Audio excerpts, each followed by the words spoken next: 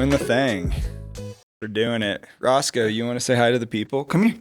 He's growling at me. Is he? Like, I don't want to get up. Say hi to the people, Muffin. Talk to us about Ableton. What do you have to say? What do you have to share with the people? He's like, this microphone smells weird. Been a lot of spit on it, I'm sure, over the years. Yeah, your best friend Andre's here. Yeah. He's interviewing me with his eye contact. Yeah, you guys, he's going to ask you the questions today. Yeah. Honestly, I have to say, you are the best dog sitter I've ever had. Hell yeah. So shout out to you. You and Roscoe are both Australian.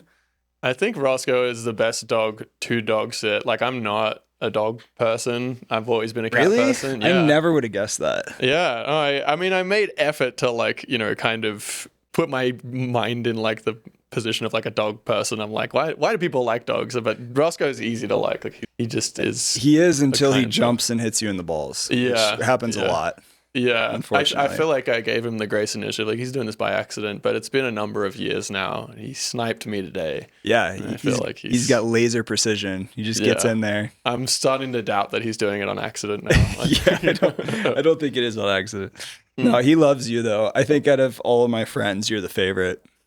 I love that. Once again, he's awesome. an Australian cattle dog, and you're from Australia, so that's what it is. Yeah, it makes patriotism. Sense. You guys are related, some distant relative, probably. Yeah. Most likely. I don't want to picture how that lineage would exist, but very obscure family tree. We just went there. Your show at Black Box the other night, Saturday, was so fun. Obviously, the sound system there is phenomenal. So, and your sound design and your production, I'm a big fan. But yeah, dude, you've become a really good friend. I've learned a lot from you, from just like producing. Like at my place, just like messing around.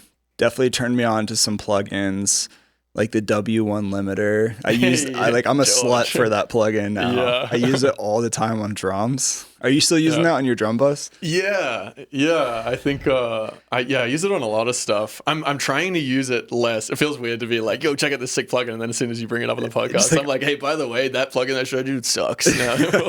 But I do think I've had some counterintuitive input from other producers being like, try compression just because it's a little better on the transient preservation, but kind of a bit of both. Like maybe like New York style, where you do W1 for the bricking and like the fullness, and then mix a bit of the dry signal in for the like transient definition. But so you're dry wet mixing the limiter then? A little bit. It doesn't have a dry wet mix on it. No. So the way I'm not doing this all the time, by the way, but when I've just at least what I've been messing around with recently is I'll just do 2 chains, and both of them have W1 on it, but one of the W1s is just like no threshold. Like it's just basically like whatever settings give no effect to the sound. So because you obviously can't just do the dry like no W1 because you get that like delay, because W1 introduces a little bit of latency or whatever. Oh, really? I haven't even noticed. I think so. At least from memory, I'm pretty sure like if you have one signal that has W1 on it and one signal that doesn't, you'll get a slight like phase delay. So I just put the W1 that I actually want to use, and then a W1 that's just like all basically settings at 0, so it's not doing anything. Closest thing to dry. Weird. Yeah. Okay, interesting. It is still limiting it, but like I'm just not like squashing, you know. If it hits the ceiling, it's still going to do the same effect, but closest thing to dry wet. But yeah, I mean, I still love it for sound design and stuff. For leveling everything, it's so good. It's just so like, it's weirdly transparent for how much volume you get out of stuff. I feel like you can hit it pretty hard and it still preserves the transients pretty well. Yeah. But yeah, it's free, right? Like this is the plugin. If you look at the screen, and the guy this guy, whatever his name is, Yong, somebody, he basically just hacked the Waves L1 limiter and then just like remade it as his own, which you can't sell it, so it has to be free, right? Because you basically stole it. Yeah. I guess this is like the legal gap in the middle, right? Because it's not like they've patented that limiter, so there's no reason why you couldn't reverse engineer it and just be like, well, I did it. Here it is for free. But I can't sell it. That's a good one. Yeah, George Young. Shout out to George. Yeah. Georgie boy is crushing it. Do you think it's fair to assume that Young is like Japanese or something? Definitely Asian. Yeah. For sure. I've never met somebody named Young that was like from Florida, like as a southern white man. Yeah, like, Irish. No, but what else? And Wave Folder. Yeah, that's how you get a lot of your fuzzy basses. Is like, and I absolutely really love that thing. I think I abused it too much when you showed it to me, and then and I just made everything sound like bad fuzzy, like shit. But yeah, Melda, right? Melda, the Wave folder. Yeah, and Wave folder. Shout out to them.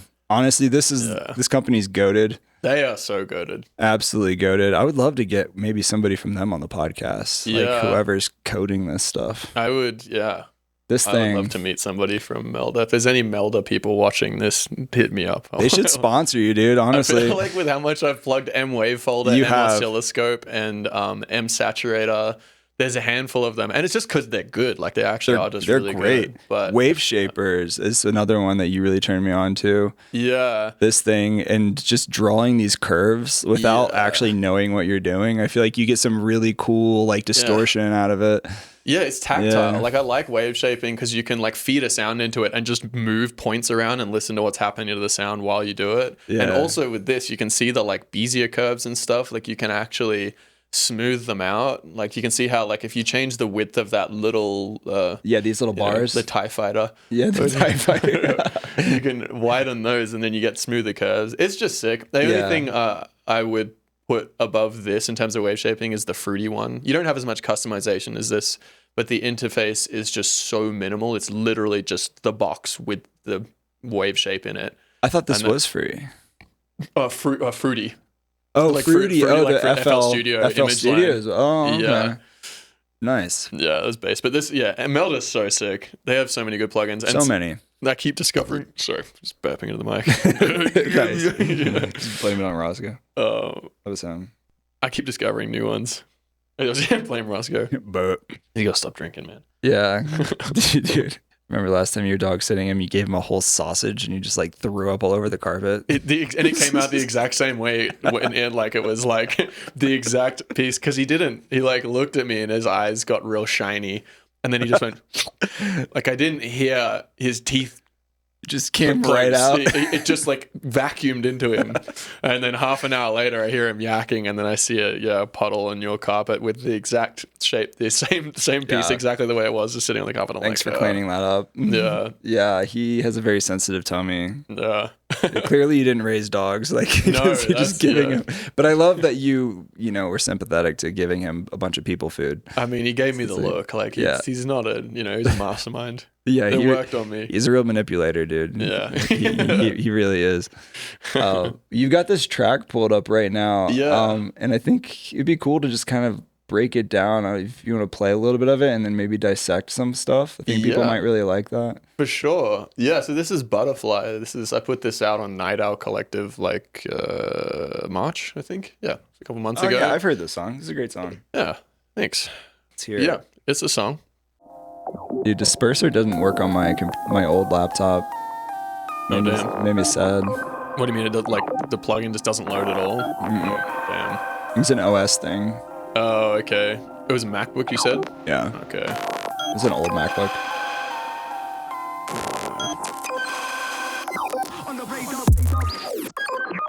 I'll try and condense this.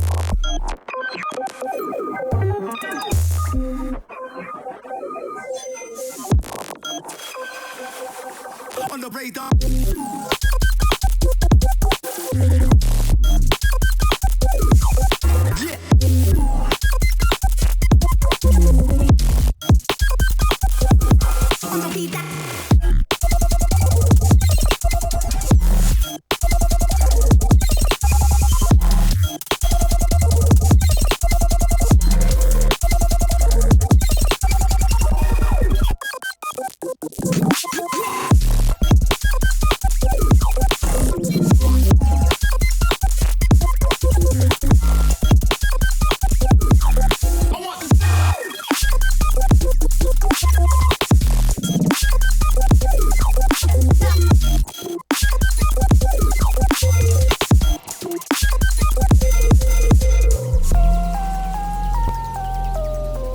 Save you some build up. Nice.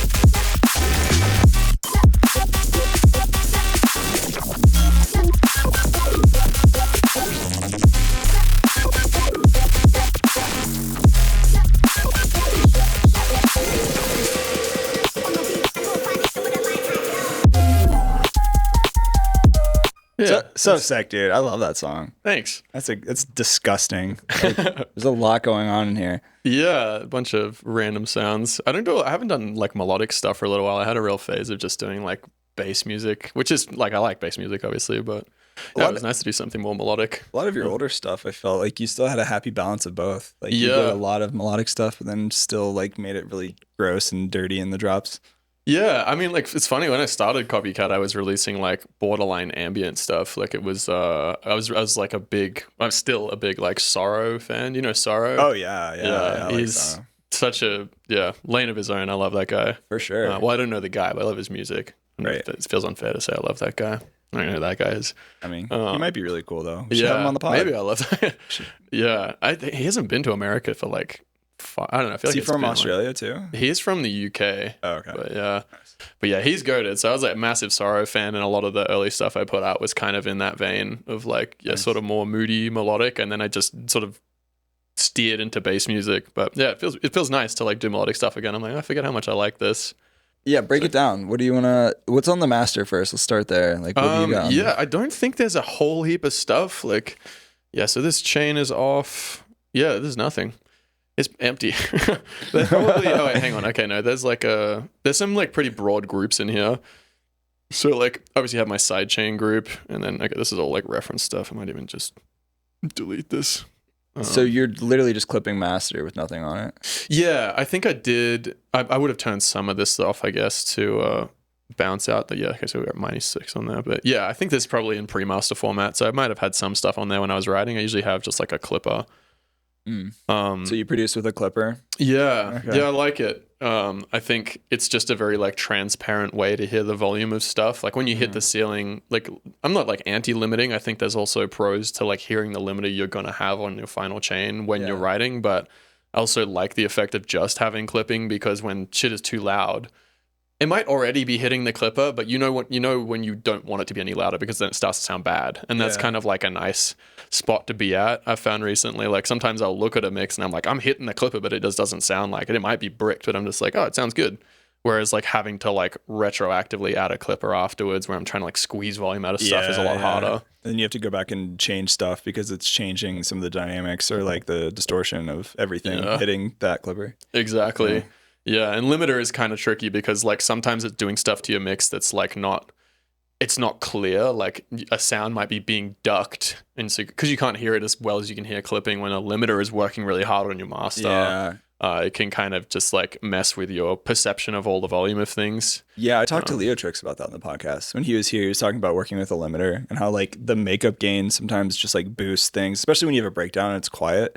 It can really change some of the dynamics of like the quietest stuff and the loudest stuff. Right. Yeah. Yeah, it's kind of tricky. I mean, there's definitely pros to it. I kind of like having limiters on subgroups.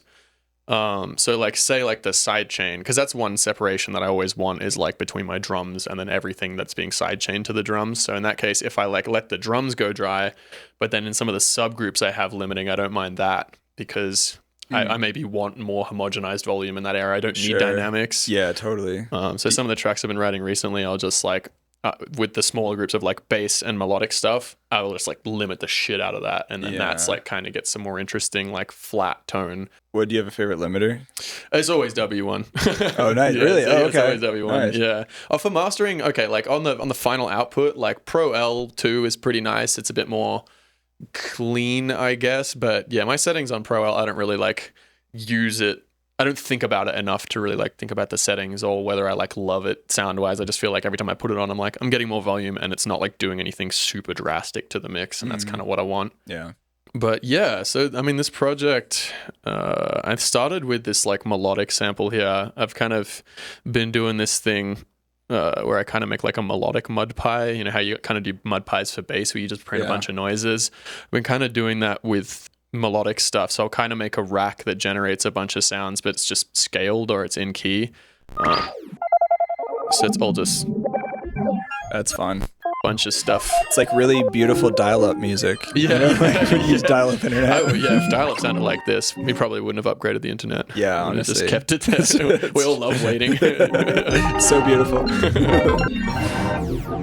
Yeah, it's all just this stuff. So I'll have like some synth. sometimes I'll do a sample and just like micro sample, so it just makes like an interesting an interesting tone just by like looping something in a really tiny amount. And then I'll just throw a bunch of randomizers on it. So I might do like arpeggiators, and then I'll like have a random LFO on the rate of that arpeggiator. I have like a pitch one that's like being locked to a scale, so it'll just move around like what register it's actually like printing MIDI notes at. And then I'll have a big post-processing chain that'll be like an echo or something like that, where the delay time is being automated. And it's actually good what I do with this one. If you use the quantized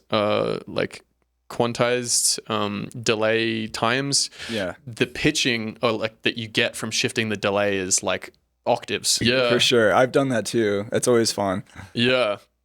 It comes out melodic, so you're not like by moving the delay around, you're not like ruining it and getting a bunch of atonal stuff. So I'll use like the echo, and then just like LFO random that, and also LFO random the dry wet. Nice. So it's like random amounts of echo. Same with reverb. I'll do one with like a redux or something like that, so it'll just occasionally get completely crunched out. I feel like there's some bits in here where you can hear it. Can you show the rack that you use to do the the melodic mud pie? Yeah, I think I've got. It always breaks. For some reason, Ableton has a really hard time like finding the Max device, even though I have a million copies of it on my computer. Let's see. Oh, because you have like old versions of the Max for Live device. It just has a really hard time. You can delete that off your computer. As in the device? Or? Yeah, if you have like an old LFO like that you don't want to use, like from like an older Max for Live version of LFO. I don't know if is that what you're talking about? Well, I mean, they're all the same version. That's what's funny, is it's like it literally just like forgets where it is. And then like I'll copy it into the project, and then that project will work. And then the next project I do it in, maybe it's just like I move it once and it shits itself, or I don't know. You try saving it in the project? Yeah, so that's usually what happens, and that's why I have a million copies of it. Is it's just like every project I add it to it, I'll open it and be like, oh, where's this device? And I'm like, okay, I'll give you your own copy. And then just save the right one in your collections and just color it. Maybe but I don't understand why it doesn't just, because maybe it is because I'm accessing it from an old project every time I just type in LFO random. So it's probably like a project that happened once and then just a problem that happened once and then just perpetuate it over again.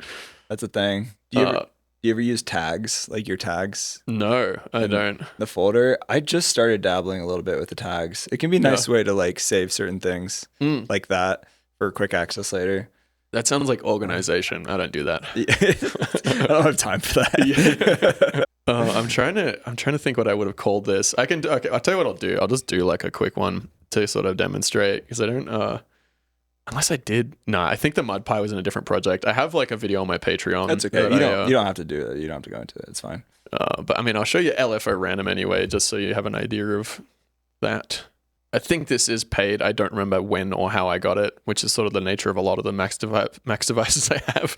Nice. But yeah, it's just like LFO, but it just has a bunch more like sort of random options. And my favorite one is just the sample and hold, and then I'll just add smoothing to it. And then that just kind of, cool. It'll be between that, and I use the binary one because obviously if I'm doing like dry wet, I don't care if it's like, 0 to 60 to 40. It's like I really just want on and off. So I use the binary one and then just map that. It just flicks things on and off randomly. But that's the meat of it. And then it's just using different devices to kind of randomize the effect on the sound without ruining the melodic aspect. And then, so I print a melodic mud pie, and then it comes out something like that. I'll do like filtering and shit. That's pretty cool. There was a Max for Live device that Dank Sauce released that was pretty cool. So it's like the shaper, like Ableton shaper. Yeah. Yeah, but it's like the shaper, but you can randomize the shaper mappings to different parameters. Okay. And randomize the shapes. Damn. Inside the shaper. Yeah, I do have it. So basically you can... It's displayed on the bottom of like every single... Yeah, isn't that crazy? It shows all the different mappings right here, and then you can choose the shape that and like move those dots, and then you can randomize them. So you can randomize the mapping. So they switch. This is really fun for mud pies. Yeah. It's a mud pie machine. That's so sick. And yeah, you can like really dial this in too, like the curves of the shapes, and change the rate globally. Yeah, it's really fun. Sick. This thing's cool. I have it. Share it with you. Yeah, shout out Dank Sauce. Yeah, that dude has posted some very cool stuff. He's made a lot of really cool devices. Yeah. looked at the abbreviation of his name and I was trying to figure out what it was short for, and for a while I just decided it was donk sausage because it's SAUS, so it was sausage. I don't know, donk sausage. I wish it was. It does sound weirdly like British, Britain pilled donk sausage. Donk sausage. Grew up donking this sausage. It could be like German too, like Danke. That's like thank you. Thank like sausage. Donka sausage. Yeah. Sausage is a very German thing too. Yeah. I think we're onto something. I think so. You should let him know. I will. I'll call him. Should get him on the podcast right now. Is he in Denver? I think he's in LA now. Okay. Yeah, he's in LA because he came to the Ableton event last year in November, which you should have been at. Damn. By the way. Yeah. I'm just going to keep rubbing that in. You were at the first event. That was fun. I sounded really sarcastic the way I said, damn, there, like, bum. That sounded really dry. But yeah, that was fun the first time. Well, I think we might do it again this year. I think, Alberto sent me a message, and I think they're interested in maybe having us back. I would love to be there this year if my visa wasn't ending.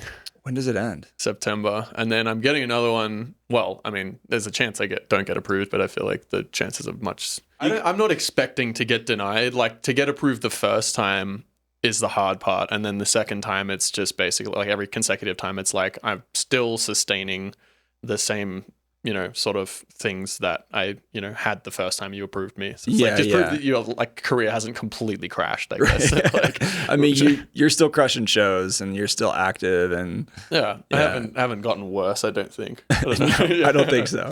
I left that out of my letter when he's gotten worse. Yeah, he just drinks and yells at people at his shows. On the streets. How many letters did you have to get for a recommendation to renew the visa? There isn't a set number. They just say the more the merrier. The first time I got 3, and then I feel like it's a quality over quantity thing. Yeah. I got you anyway, so thanks. It's like you were my last choice, but I was running out of options, Dan. That's fine. That's fine. That was a joke. It's all right. Yeah, I think I'm going for 5 this time. I mean, it's definitely easier now. I feel like being out here, it was like I just met so many people that I wouldn't have met if I was still in Australia. So totally. But yeah, I think it's just more like whatever feels like enough to do the trick. Like, because it really is like such a subjective process. Like you're just convincing someone who has a lot of power over like, whether or not they let you in the country. Yeah. You just have to make it feel as impressive as possible. There's obviously like concrete things where it's like, do they have, accolades like this, or do they have some, contributing to society? Yeah. There are some concrete bits of criteria, but it's a lot more subjective than it should be. Let's put it that way. Yeah. So like the testimonial aspect of it is like, how can I write this letter in a way that sounds impressive, and what are they going to see when they Google? It's like if they look at whoever's on the letterhead, and they Google that, like what are they going to see when it comes up? And that's like one of the things that like contributes to a good testimonial. What I want to know is like, what are the credentials for the person getting hired that's doing the review process for all the visas? It's a great question. That's what we should be finding out. Is like, is that person qualified to do that job in the first place? Yeah, I mean, I've heard it really is just like. Because it's pretty. My H&R Block lady did my taxes. I asked. She used to work at the IRS for like 15 years. Damn, that's a good plug. And she, she did a great job. But I asked her, I was like, "What's the culture like at the IRS?" She's like, "It's honestly a bunch of unmotivated people who hate their life, and they're all wearing sweatpants and don't give a shit about their job." I was like, okay, that's crazy. So much power over the country. Yeah, I was kind of shocked actually to hear that. Yeah. That's scary. I mean, I don't know for sure what it's like at the, I guess it's the consulate is what it would be. I think Consulate? It's the consulate. Oh, actually, no. Sorry, that's like the embassy. That's where you go to like do the interview. Yeah. But yeah, wherever they're reviewing these, I feel like it is just because they would get like so many of them as well. Like the amount of applications they would process would be insane. So there has to be a level of like skimming, I guess, where you would kind of just there's no way that somebody's gonna read 5 different review letters that are like 3 to 4 pages long for like thousands of people. I mean, how many people are actually working on those cases? Can't be more than like, I have no idea, but it can't be more than there can't be more than like 500 or 600 people doing that job, maybe. I mean, it's even less now. From what I've heard, like it used to be kind of slow. It was like the turnaround time was allegedly like 6 months. And now they're saying like 10 months minimum. One of the officers got gutted as well. It got doged. Really? So there's apparently, I'm not sure, I don't want to like, jinxing it isn't maybe the right word, but like I don't want to like put too much cynicism on it, but I have heard that there is an office that if your application gets sent there, that's the one that has no one at it. And so it can just fall into the void at the moment. Crazy. A little spooky. Damn. Yeah. That's like Somalian daycares. I did what? Wait, what is that? I'm sorry, I didn't mean to go there. Yeah, in Minneapolis, they ended up finding a lot of like daycares that were basically just getting free government money, but they weren't actually operating. Oh, yeah. wow. And they were run by like Somalian scam artists. Oh, jeez. Yeah, there's quite a few of those happening. Yeah. Yeah, so you show up and it's a building that looks like a daycare, but there's nobody there and nothing's happening. Damn, that's crazy. Yeah, it's a weird loophole. Getting those government checks. That's like crazy. Also a weird, unrelated. That's like there's this like loophole where you can run. I forget. There's like a book about it. Like you can run a snail farm. And get like basically a snail farm. Sorry, excuse my farm. accent. Oh yeah, snail farm. Speaking English. Yeah. Dude, I'm butchering this story. Somebody told me it was so fascinating, but like there's like this loophole with like legislation where you can basically get a complete tax write-off running what is technically a snail farm, which is literally just like a box in a warehouse with snails in it. What? And it's like, if anything, this is just promo for whoever is watching and for you to just like Google this because it's so funny. But like, yeah, it's snail farms. I like the little like summary there because it's exactly how it's stored in my brain. Empty office building, put snails inside, claim its agricultural use. Avoid business taxes. Oh, so people are actually claiming they have snail farms to avoid taxes. Yeah, just using it as some kind of agricultural tax write-off or something. Yeah. It's a tax write-off thing. Okay, this is in the UK, but yeah, some weird loophole. Anyway, yeah, I completely butchered that. I went into a tangent that I was ill-equipped to actually talk about, but it is funny. It's a nice side tangent. Yeah. I feel like that's most of our conversations. Yeah, especially the like not being educated on it part. Where I'm like, have you heard about this thing that I haven't really probably heard about? Well, for the record, I think you are a great contributor to society in America, and we would love to keep you here. Hell for yeah. sure. Thank you. We'll say that at least. Back to your project. Was there anything else you wanted to share in there? I mean, I got lots of stuff I can yap about in this project. I did the melodic stuff. Last time I did a lesson, someone was asking me about the sub stuff, which isn't super complicated. Yeah, I mean, I just chopped this melodic thing up and put a bass under it. Yeah. Nothing too fancy, mate. It's just a bit of fucking sub work, you know? I mean, that's just a sub. It's not really. There's an unnecessary amount of EQs. I actually did like a lot of nitpicking on this mixdown, which I didn't, because I wrote it in these headphones that are like really dominant in the mids. And so everything just sounds really harsh and intense. So it's like really delicate when I was making this. And then it just proceeded to make it more and more ape brain the more I like redid all the mixing. I'm seeing almost every EQ is in mid-side mode. You're doing mid-side on a lot of stuff. Yeah, I was really like doing a lot of like retroactive changes to the mid-side in this. And it's only because like I feel like people who are really good at mid-side stuff don't need as many EQs as I did. It was mainly because I was like doubling back. Something's like sounds good, so I don't want to use that EQ to change stuff. So I'll just put another one on just to like see if the changes I make are good. Yeah. And then I'm like, it's maybe better. And then I'm like, I want to make some other changes, and this is fine how it is. I'm going to add another EQ just so I don't mess up the changes I already made, and then I end up with like 8 EQs. So yeah, I think a lot of it is just like overthinking and stuff. I did do like a lot of changes to this, and some of them were good, but I mean, it sounds good to me. So I think it worked out in the end. It was net positive, at least. Yeah. Nobody messaged you saying they hated it, so that's positive. Yeah, someone maybe did hate it, but they're just not enough to message me. Yeah, which is good as long as I don't have to hear about it. Right, exactly. That's a wild EQ8 right there. Oh yeah, he's very big, isn't he? That's a thick boy. He's really really flexing. Real Such thick. a tall guy. It's like a nice little roller coaster curve. Yeah, there's a lot of crap on some of these chains. Like I feel like Crazy. it's mostly like whenever I see a chain like this in my projects, it's not intelligence that produces a really long chain. Just to like a general rule of thumb, if you see someone with a really long chain, it's just because they're iteratively changing something a bunch. It doesn't mean like like I didn't sit down and be like, I'm gonna make a chain with 20 effects on it. It's like I'm gonna make a chain with 4 effects on it and then change it a bunch of times. Yeah. So that's I think that like is. I get to a point where sometimes I start worrying about like how much I'm really messing up phase when I get into crazy, crazy long chains. Oh yeah. You know, like it seems like you maybe aren't that concerned about it, but I feel like that's something I think through, and maybe it doesn't matter that much as much as I think it does.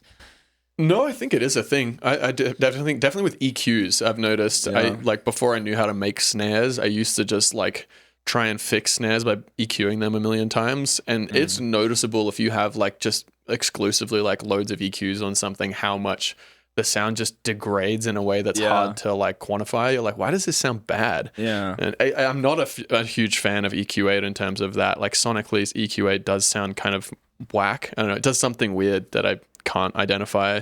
But I guess like with sound design stuff, I feel like it's like a net positive trade-off with some things where I'm like, I would rather have this sit in the spot in the mix that I want it to and sacrifice a little bit of fidelity than leave it so dry. I don't know. There is definitely a trade-off though. Sometimes like, do you ever have like a demo where you've mixed it a fuck ton and then you go back to the first version, you're like, actually, there's something about this video. It sounds better. Yeah, I feel like EQing is the main like overbaking culprit for me, where I'm like, damn, I really like just did too much in the EQ domain. But I don't know.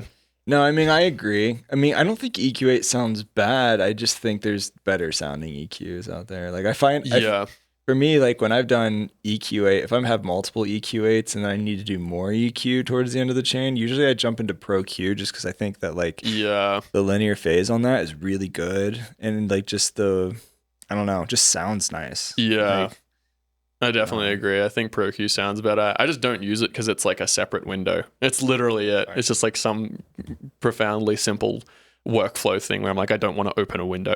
Yeah, that's fair. I think I actually just had to search it to check if I actually have it. Yeah, that's okay. Fair. I don't even have it. I think I maybe got Pro Q2 or something. But yeah, I really don't. I'm shocked that Ableton hasn't released a dynamic EQ yet.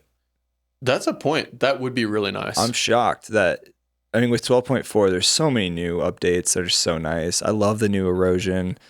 There's a new erosion. I guess I haven't updated. Oh yeah, you have 12. You should update it. Yeah. Wait, okay. Like, I'm gonna open the normal one and tell me what have they done to this? Oh, I could just show you. Okay. Yeah. I mean, it's like better solution. Yeah, the new erosion, they changed a little bit of the formatting, so now it has a noise blend, which basically goes between the 3 modes, and you can see right here it changes between the 2. So if you go to the right, you're basically because they where it used to be like sine and noise. In this case, you're just blending it between the 2. Exactly, you're blending between the sine, the noise, and the wide noise, and then you have a stereo option here, so you can actually stereoize it a little bit. Oh, that's nice. And then a width knob, so you can go wider. Yeah. Oh yeah, and then the normal frequency and amount. It's really nothing crazy, but I think it sounds really good. Like just on a simple bass sound, I think it's pretty solid. You know, if we just drop this in here. You have a plugin just called bass. Oh, nice. Oh, have you ever used this? No. Dude, this thing's fat. Bass on these laptop speakers go hard. I don't even pipe it through the system anymore. It just sounds so good. Yeah, it's so sick. The viewers love it. They're fucking killing it. Like a nice D note. Give me the D. Give me that D note. You can switch between noise blend. So it gives you a little, like that graphic is nice. Yeah, that's like your sine, like you had in the original. Yeah. And then you blend it to 50%. I don't know for sure, but I think 50% is just the noise setting essentially, because it's the width is like, so you can go wider on the noise. Oh, right. The width is not stereo. It's the like frequency width. Yeah, exactly. Wow. And then if you go a full send. Yeah, that's nice. And then you can stereo. Yeah, nice. It's nice. I like it. Also, this bass thing is sick. I love this. I think it's a Max for Live thing, but everybody should have it if you have Suite. This thing's juicy. It's like an analog bass. Yeah. It sounds very similar to it's kind of got some Moog quality too, I feel like a little bit. Yeah. Yeah, I like this thing a lot. It's so simple too. It just gives you the essentials of what you need. I wonder what the mechanics are of that analog thing. Is it introduce some like kind of analog model like signal warble and shit like that? How you get like voltage? It says drifting. Okay, yeah. It adjusts the amounts of detuning of the oscillators. Yeah. Yeah, that's cool. Simulates a drift. Detune. Yeah, this thing's fun. You should play with it. Pull up detune. Blah, blah. Sick, man. That's nice. Yeah, bass is fun. Are there any like newer plugins or like toys that you've discovered? I'm a really like Ooga Booga type person when it comes to plugins. Ooga Booga type person. There's a lot of ways to interpret that. But I feel like I'm never plugged with the new tech. I'll be doing something new, but it'll be with like an old plugin maybe, or just like fucking around with something. Honestly, the thing I've been enjoying the most lately for sound design stuff is just feedback. This is Have you played with feedback in Roar? I was just about to pull it up. Yeah, Roar is great. Roar is goated. Also Echo, just because of the Ableton style filtering. I really like that. It was really funny because like I was playing around with this one day, and I feel like I have to say this because I feel like Nolan might watch this. He nearly came today, but I was fucking with feedback one day, and I made some really cool sounds.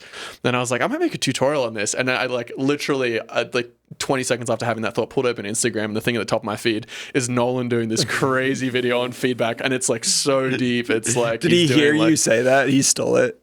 Yeah, it's exactly what it was. He heard me in my studio, in my room in Seattle, thinking about it. He was like, I have to copy that.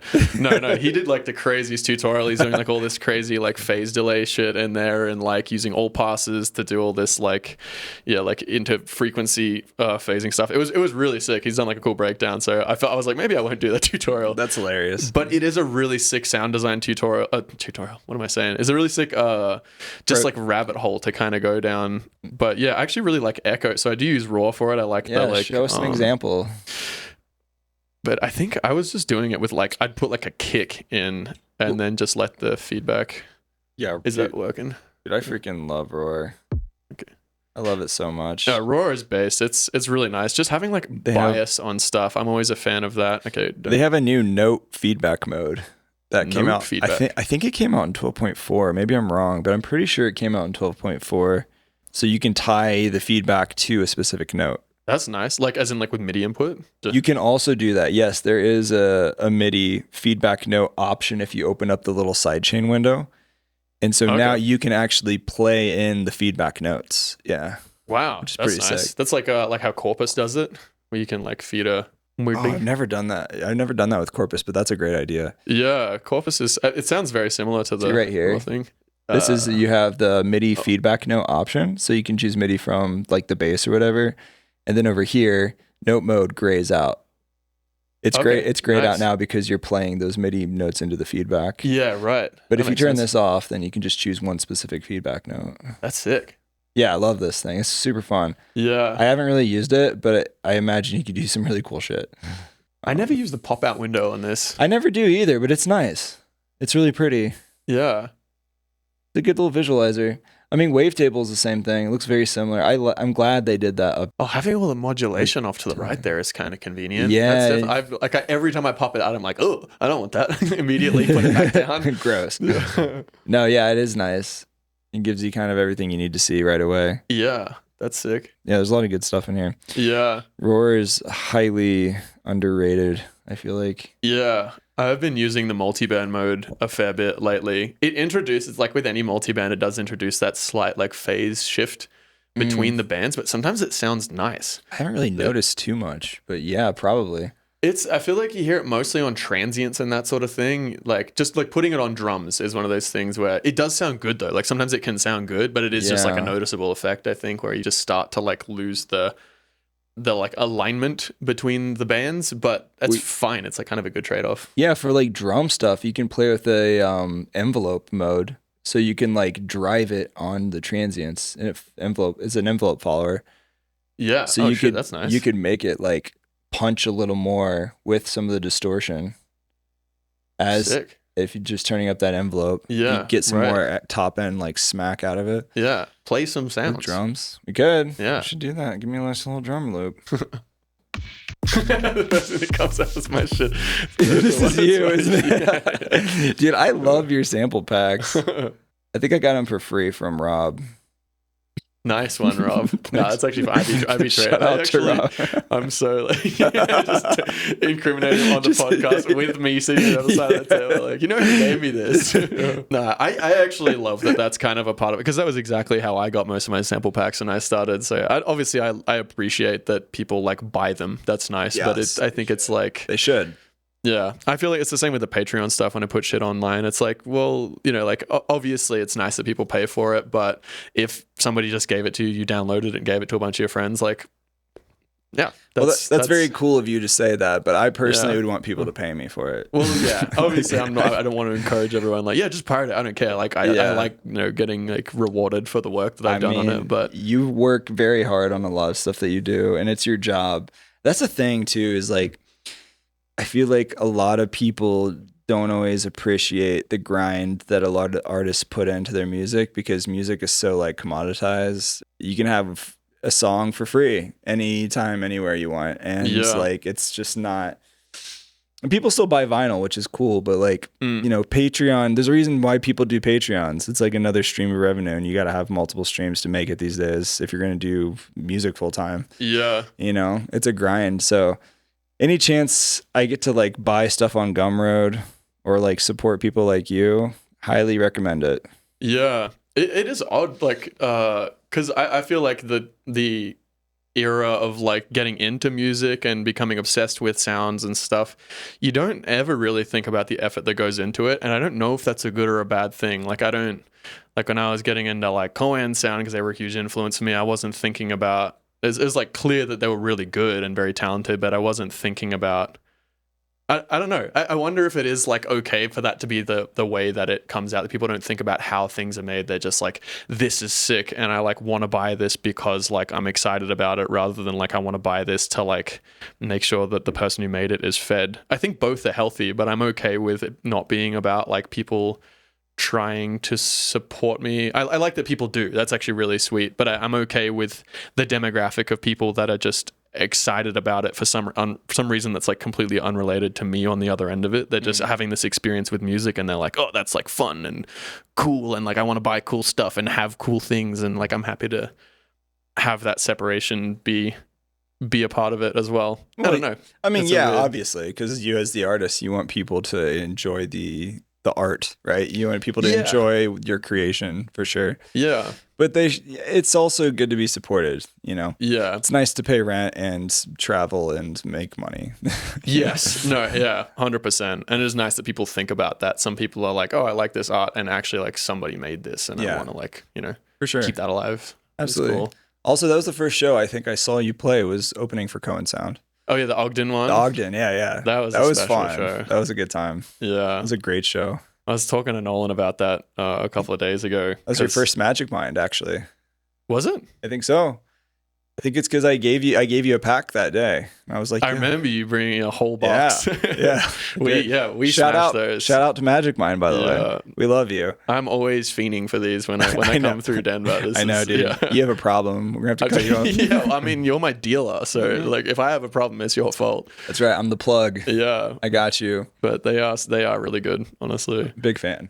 But that show was crazy because I feel like it was such a like milestone for all of us, because like everyone who played that show was like Koan Sound fans, like me, Nolan, Hudson, probably Aleph, Edit, or maybe not Edit. Edit's been around for a while, but everyone was on that lineup. It felt like, and everyone who came to that show, it was like for us, it was like this snapshot of like years of excitement about this thing. And we finally all played a show that was like, we all played the stuff that feels like that era, and the people that came were like people who were excited about that era, and like we all watched Koan Sound together afterwards. It was like, wow, that was really cool. I'm glad that happened. Yeah, that was a really, really fun show. It was a good crowd too. The place was popping. It was popping for sure. I was sad because I was half asleep and I had to wake up at like 6 a.m. the next morning, so I didn't get to finish the whole show. But they do be like that. They crushed it. That was You sick. crushed. You all crushed it. Everybody crushed it. We all crushed We it. all Yeah, did. the audience is a big part of it. I think the That's audience true. did crush it too. We all did. Yeah. Yeah, we should normalize that being like the audience crushed it. Sometimes the audience does not crush it. True. I've been That's to some true. shows where the true. music is sick and the audience is not crushing sick. it. Yeah. It's probably because a lot of them are on ketamine. just freaking audience I zombies. don't want to say it, but yeah, A bunch of zombies, honestly. It's Yeah. not a vibe for an artist looking out there seeing a bunch of zombies. Yeah, that's. It's a real issue. That's a whole nother conversation. I do be having things to say about that, but It's like that. All right, let's try this roar sure. thing. We got this drum loop, which is already pretty much done. Like, I don't know. Maybe I should find another loop that isn't like. Let's get back to that 90 BPM. Just so turn on roar. Let's maybe give it a little bit of a. Let's go in here. Let's turn up some of that envelope a little bit and maybe map that to the shaper mount.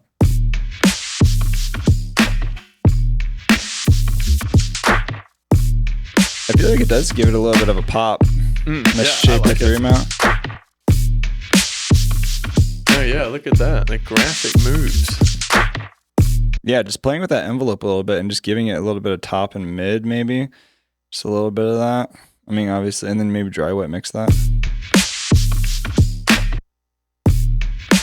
That's without it. And now with it. Yeah, that's some sauce.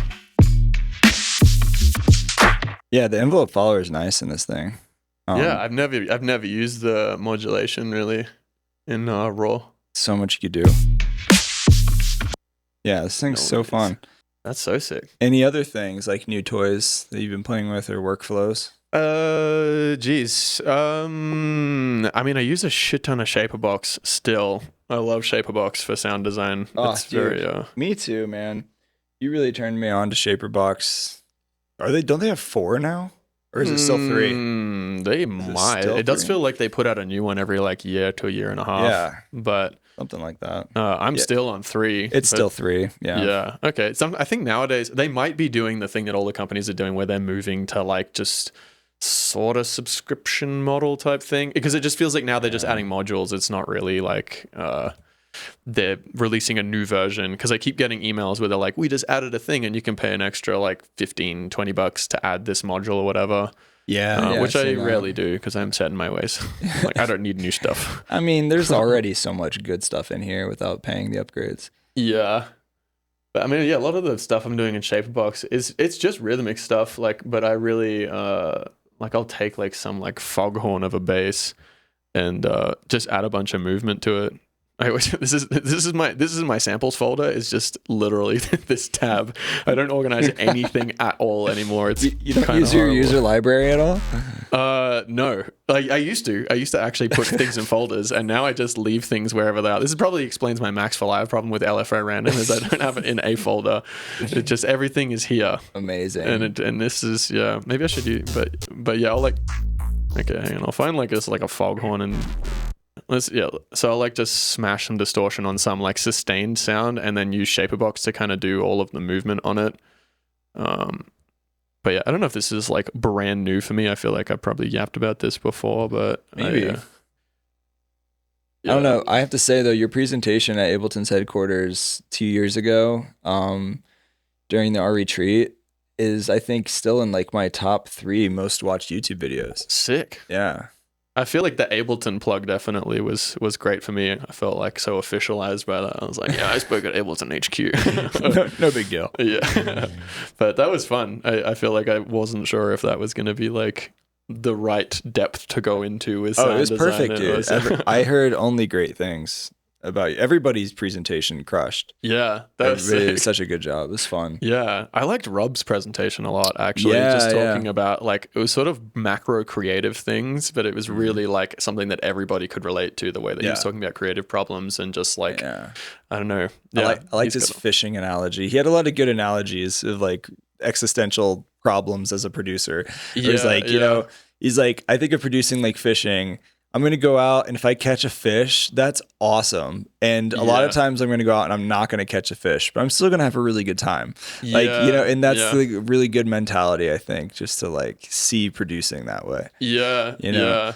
There's a lot to get out of that analogy because there's a patience to it as well, right? Like sometimes with fishing, you can have every single piece of gear under the sun to feel like you're guaranteed to catch a fish and still not. And then you can go with a piece of string, and there's people who absolutely crush it at fishing. And I think maybe it's there's a more maybe spiritual is a weird word for it, but there's a more spiritual aspect to creativity where it's like you kind of just have to have a patience and a like. I agree.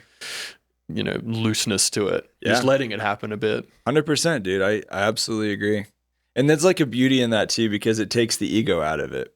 Because if you believe that like a lot of the music and stuff happens and you're just almost a conduit to allowing it to happen rather than being like, I made this because I'm the shit. Like there's going to be a lot of times where you make hot garbage too. So like it helps you stay in check, I think, sometimes. Like that's so true. With, like removing the pride aspect.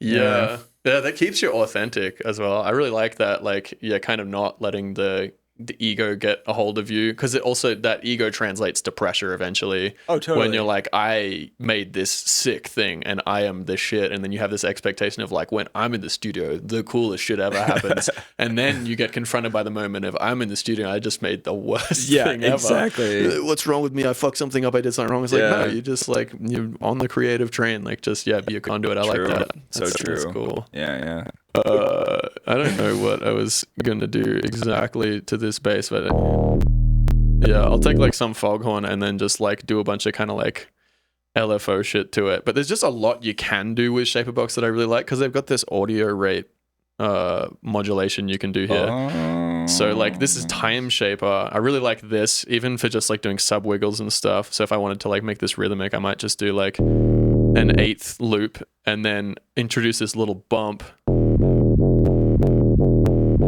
I do this to subs a lot because you can just give it like a kick. You get that like, that kind of like movement instead of just having it be sustained. So I'll use it for that. But also what you can do with Time Shaper, it's kind of similar to FM, as you can do like a hertz rate modulation and tune it to the sub note. So I don't know what this is. I know when I've tuned it correctly because it'll stop moving in the display. So you can, like, interesting. And then you can use this time shaping as like an FM type thing. Oh, sick.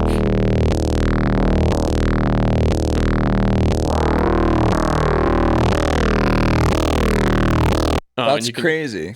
Yeah, you can do that with all of these as well. Like doing volume sometimes is really fun because it's kind of like almost selecting a piece of the waveform and like isolating it. So if I did like hertz rate here, what did I tune this to? 39.2 hertz.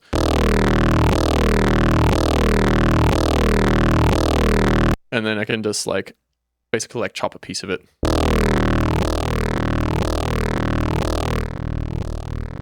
And then shift it. Or I just do a multiple of that frequency and then you just get like a different harmonics. 39. Quick math. It's like 78. Yeah. Right? Ish. Yeah.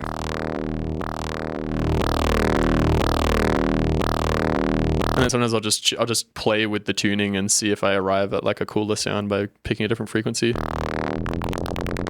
Oh, that's a great idea. Let's go the other way. But yeah, then it's like it's a cool idea. Just in general, like getting movement in a sound, I'm a big fan of that. I like if I've made a big brick of sound and I'm trying to turn it like musical, I've got like a rhythm and I need it to fit into that. I really like playing with the bands and just introducing rhythms into the different bands. So I might just split the low, mids, and highs, or I'll start with like one LFO and then just isolate it to the mids. So let's do like eighth note rhythm. So then you're only actually creating like a rhythmic element to a multi-band. Yeah, okay. So you're literally just like creating a rhythm and then being like, I just want the mids to move in this way. So maybe you have like a sub and you want that to sustain, and you just want the movement to be in like the mid range, because it's like drums. That's what drums do, right? Is like your snare is in a certain spot on the spectrum, so you want a rhythm to happen in that spot. That's a really smart. Yeah, makes sense. So yeah, I'll just do that. So I might do some. Is this really loud, by the way? I feel like this is really loud. I can edit in post too. Okay, yeah. It's fine. Just mainly for your hearing. I feel like I'm stealing some of your years of hearing. I mean, I already have hearing loss, so that's fine. Okay, so it's fine. It's a little more isn't going to hurt. Nah.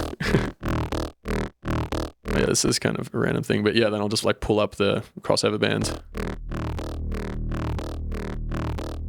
And yeah, you can do the same with the top end. You could do like, sometimes I might like want a slightly different movement. So I might like basically the same rhythm in the top end, but just have some spots where the treble is bleeding through slightly differently.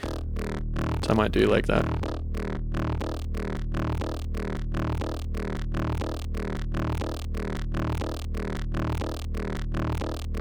It's like almost like a sidechain type thing, but yeah, just shit like that. I really like it as a tool for that. It's just good to be able to do rhythmic stuff with sound design, and rather having to do it like, you know, with like a Max for Live device or whatever, where I'm sort of like guessing at where it's sitting on the grid. I do like that there's just a lot of visual feedback with Shaperbox. You can see like where you're putting it on the grid. Yeah, that's beautiful. I love that. I need to dive deeper into Shaperbox. I usually just use it for the volume aspect, and like, but I haven't really played too much with the time and messing with like the frequencies that way of like creating some kind of new overlapping distorted sounds. That's kind of fun. Pretty entertaining. Drive one's all right. Noise is good, actually. That's handy if you've seen like texture or whatever. That plugin texture, it's kind of that is useful for that. And you can like isolate all the bands as well, which is nice. Pretty cool. Shame, but yeah. So I play with Shaperbox a fair bit. Like that's just one that I end up going to a lot when I'm working on songs. I just take a mud pie and then can turn it into something actually musical with the LFOs. Yeah, I like that. I think it's beautiful. But yeah, other than that, I don't feel like I'm always like I'm the last person to ask about like new plugins. I hear from everybody else I know about new shit. I'm like, oh, and it'll be a plugin like invented 5 to 10 years ago that everyone's like, yeah, you didn't know about this? I'm like, no. That's how I feel about Newfangled Saturate right now. This is one of those ones I keep hearing about, and I'm I know it is. Cool, I'll get it in 10 years. I figured it was. I'm obsessed. Yeah. It's just a good clipper. It preserves the frequencies that aren't being clipped. Yeah, against the ones like it's that preservation. Spectral clipping is basically what it's called. Yeah. Oh, okay. So interesting. So it's preserving it, like, because you have a single band clippers, which most clippers are. Yeah. But this one is basically like intuitively clipping only on the frequency spectrum where it needs. Wow. To clip, okay. and still preserving other frequencies. Yeah. Wow. So, yeah, AU5 could probably tell you a lot more about it. He's the one that turned me on to it on the podcast, and I've been using it ever since. But that guy, I don't understand some of his videos that he shares. Like, he's that man is a computer. He is a literal computer. Yeah, I saw his video on clipping with preservation. He did like a way to do it with stock plugins. I thought that was really sick. Where he kinda, like, that was so smart. Yeah, that was really cool. Yeah, I saw that too. I think he recreated kind of like a similar spectral clipper like Newfangled Saturate. Yeah, it was. I feel like it was Newfangled. It was whatever. Yeah, the like detail preservation, and it was like it's literally just like the delta of the clipping. So you're taking like just basically flipping the clipped signal against the dry signal, so it's everything that is getting clipped, and then he was just high passing it. So you're just preserving all the top end frequencies and wow, that's crazy how much. Sorry, I got so distracted by that. Just like putting my hand in front of the microphone. That's how microphones work. I'm just discovering sound. It's crazy that this is your first time using a microphone. This is my first time. I understand. Yeah. This device is where the sound is going. I just realized that's really. Yeah, this is how it works. This is this is what we call a dynamic microphone. There's a smaller guy under there. There's a smaller one under the foam. This is like his protection. Yeah, it's like a little mic condom. Yeah, wow. Pretty cool. Crazy technology. This is what I mean. I'm just the last person to ask about new technology. I didn't even know about microphones. Well, yeah, man. If you ever need to learn more about mics, let me know. We can talk about that. Is that like short for microphone? Yes. Wow. It is. That's crazy. It's a shorter microphone. It's called a mic. it's like microphone it's like and then a mic. The midget version of a mic. Yeah. And then there's a Michael-rophone. That's a really that's a really long one. Exactly. It's amazing. So, other question is dream collab, dead or alive. If you had to collab with somebody, who would it be? This is geez. So my favorite artists, maybe, I mean, it's hard because like obviously like it was a more recent favorite for me. Koan Sound was a massive influence on me for a very long time. King Cruel kind of just happened in my life around like 2016, 2017, and just like, I don't know, so much influence for me. But I also feel like some artists that I really love, I'm like, I don't know if I would want to collab with them. Maybe just because I expect it to be shit, not because they're shit, but I'm just like something like there's another thing that has to happen for collabs to work well. It's not always just like two people who make really good music. There's kind of like a chemistry, and I kind of worry that like I would love to like see King Cruel make music, but I don't know. I'm trying to think. Yeah, like collabs that would be like really sick. Honestly, like Chi was the highest on the list for me, and I have made a bunch of music with him. Okay. And it always turns out sick. So I think actually he might still be top of the list even after working with him. He just, the really sick idea. He's just like a really fucking good producer. Nice. Okay.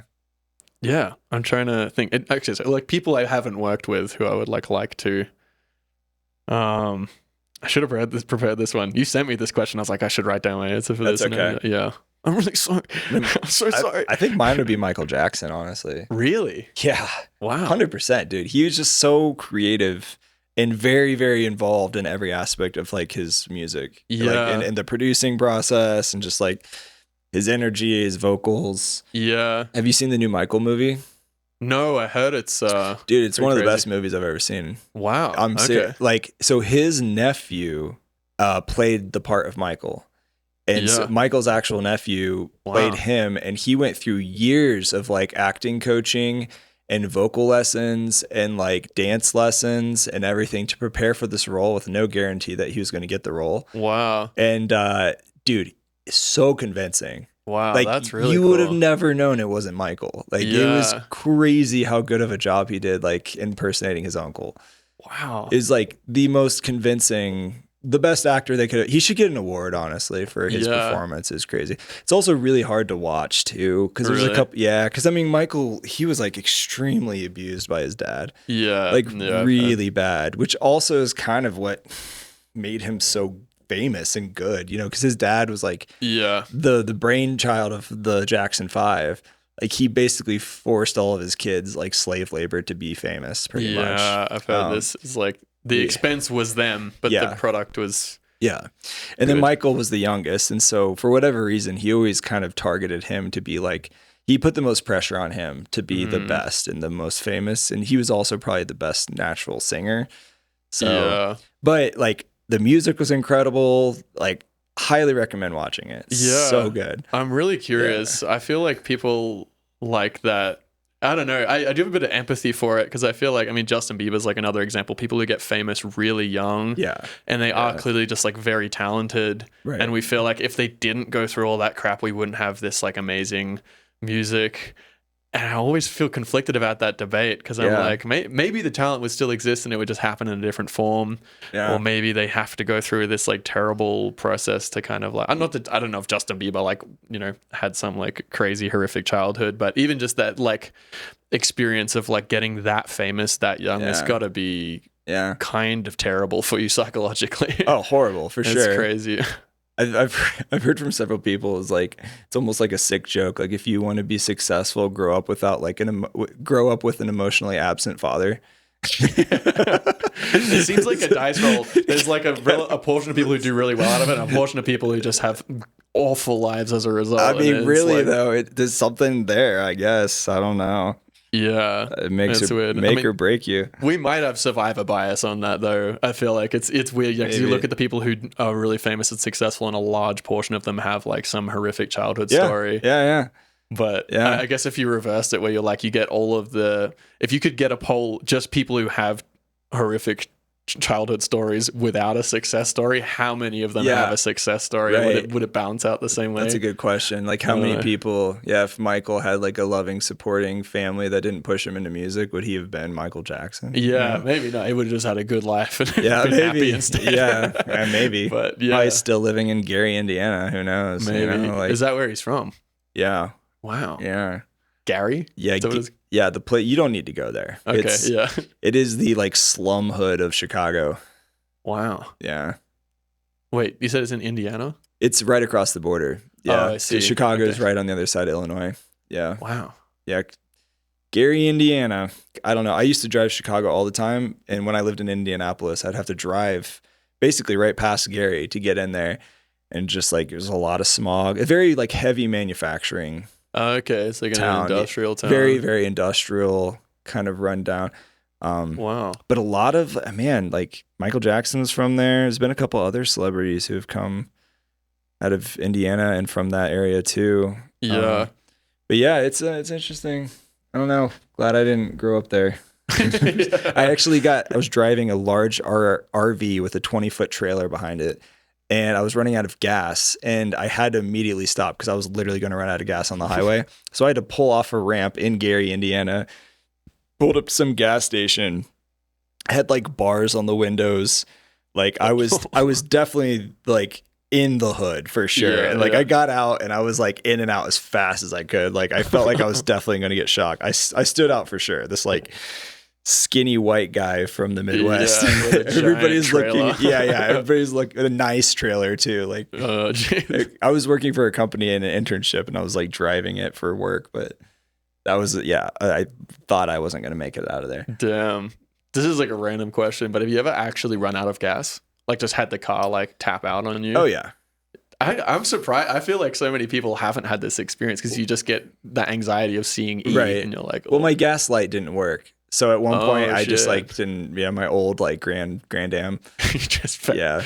complete surprise. You're like, oh, I'm out of gas. Oh, surprise. Yeah. In the middle of the country. Just Yeah. like sitting out there.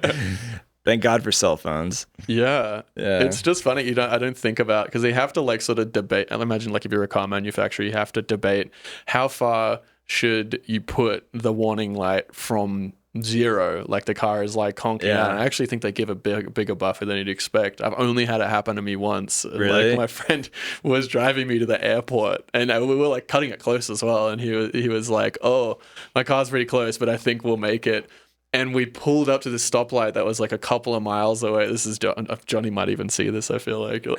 Maybe we weren't cutting it that close. I got to give him some grace. It was actually really funny, but we were like a couple miles from the airport and the car started like slowing down and we managed to roll into the gas station. Like we just had enough momentum on this turn to make it. Damn, you got lucky. Yeah. But that's the only time that's happened. I realized like I've never seen the car actually run out of gas. That's a bold move. It's just like to just try to wing it and hope you make it to the airport.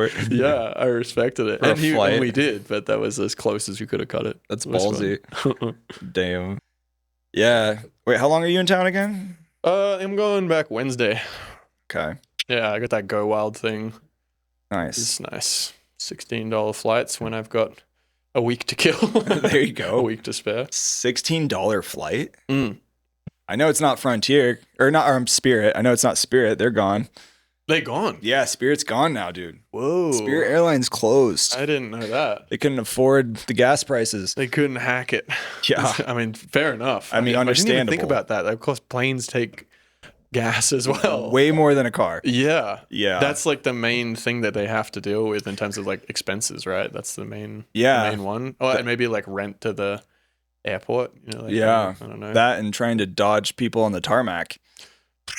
That's a crazy story, right? It's visceral. Anybody who doesn't know, in Denver a couple days ago, some dude hopped the fence at the airport, ran onto the tarmac as a Frontier airline freaking plane was taking off and ran, I guess, in front of the plane, and the jet sucked him up and he went through the jet engine. Yeah. Yep. He got he is no more. Yes. Yeah. He turned into a fruit gusher. Yeah. They don't, I mean, understandably, they don't know who it is because there's not much to Really? look They still through. haven't identified him? At least to I was looking it up yesterday. They don't No really. way. I mean, yeah, if you go through a jet engine, it's going to be hard to find. There's no facial recognition, that's for sure. Yeah. He erased the evidence. There is footage. Not that, it cuts off right when the plane is like about to hit him. You would think the cameras would be able to recognize him or something. There's got to be better surveillance. It looks like an infrared camera. Like it's really, because I guess they got to film at night as well. But it was at night, he's just wasn't like a it? little Yeah. white outline. Interesting. But because I was like, why did he because I don't know how much force it takes for a plane to launch. I imagine a fair bit. So I thought, what if he was just near the tarmac and the amount of force going in the jet engine just pulled him in? But no, he walked in front of the plane. That's not a good idea. No, unless you want to get hit by a plane, in which case it's a perfect idea. Actually, and I feel like he might have been doing it on purpose because he was casually just walking. It was Yeah, you would think there would be repercussions one way or another if you're hopping a fence at an airport and you're running onto the freaking tarmac. Yeah. You know something bad is going to happen eventually. Like either going to jail for a long time or you're going to get sucked into a plane. Yeah. Damn. It's pretty crazy. That's one way to go out. Yeah. That doesn't usually happen to me when I fly Frontier, fortunately. But Thankfully. It didn't happen to me at all, actually. But it happened to some There was people. a few people injured. They had to do an emergency landing because it was about to take right off. I think it was about to go airborne too. I think it was going pretty quick. Yeah, I didn't. So people did get injured. Was it just like the jolt of it or whatever? Because I heard they never actually got off the ground. Like they. Yeah. They safely stopped the plane, thankfully, so nobody else died. So that's good. Because I wonder how, like, if you were the pilot, they would have seen him on the tarmac, and it's like there's nothing you can do. You can't like swerve around him or like brake. There's like literally nothing you can do. Yeah, planes don't usually take hard turns. Yeah, they're usually just going straight off. Right. Yeah. So there's just not really, because they had to like radio in and be like, hey, we're not taking off because we just hit somebody. Crazy. Imagine being the person looking out the window and you're just like, what a beautiful sunny day. You're strapped in, you're ready to go. You know, you're drinking your bevy and next thing you know, just see a big splatter through the engine. Yeah. That's pretty crazy, dude.